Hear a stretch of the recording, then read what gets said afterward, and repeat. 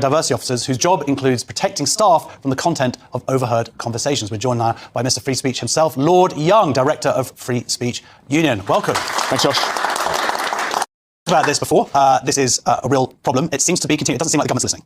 No, I don't think the government, without being forced to, are going to back down on the banter ban. They seem determined to get it through. I've got some amendments that I'm proposing in the Lords next week during the report stage. Hopefully they'll attract enough support to be attached to the bill. It'll go back to the Commons and they'll have an opportunity to think about it again. But what they'll probably do is just strip away the amendments and send it back to the Lords unchanged. So the banter ban, I think, is a real worry. It's a real assault on free speech. What it means is they're amending the Equality Act in the Employment Rights Bill to make employers liable for the harassment of their employees, not the sexual harassment of their employees. They're already liable for that. The non-sexual harassment of their employees by third parties, i.e. customers, members of the public. When we're talking about harassment, we're not even talking sexual, we're talking about ideas, words. We're talking about unwelcome opinions, expostulations, banter that employees find offensive or upsetting by virtue of their protected characteristics, the colour of their skin, their sexual orientation, their religion. It's extraordinary to think that employers in beleaguered sectors, like the hospitality sector, are going to have to deal with this whole new layer of red tape. If they don't take all reasonable steps, this is what it says in the banter ban clause, if they don't take all reasonable steps to protect their employees from overhearing conversations between members of the public, customers, in pubs, in restaurants, in football stadiums, if they don't take all reasonable steps to protect their employees from hearing these unwelcome things, their employees can take them to the Employment Tribunal and sue them for tens of thousands of pounds. And what about in offices then as well? That encourage people like, because that was what the Daily Mail was pushing, this idea that there's going to be these diversity officers hired in offices because otherwise people might talk to each other. I mean, there are already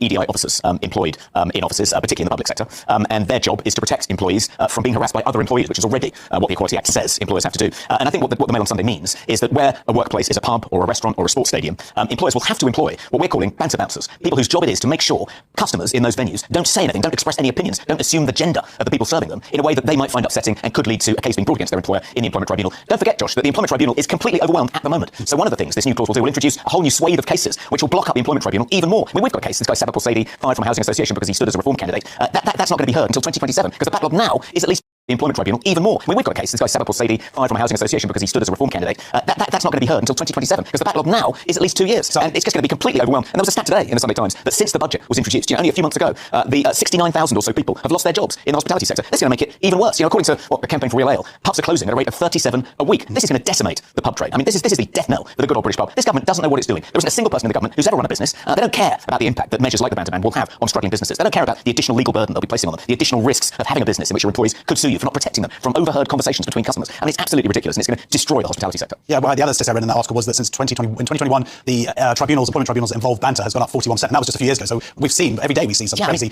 outlet of where someone has said this and then they've been given a load of money. This is going to surely make it... It's going to make it 10 times worse, because when I brought this up in the House of Lords, the government minister defending the banter ban has said, oh no, harassment doesn't include banter, overheard banter. You're making that up. This is confected outrage. But actually, we know from a succession of cases in the Employment Tribunal that if an employee overhears a conversation between two other employees, just overhears, not directed at them, that they find offensive or upsetting by virtue of their protected characteristics, they can sue their employer in the Employment Tribunal. So the Employment Tribunal has defined harassment as including overheard banter, and that won't change when it comes to overheard conversations.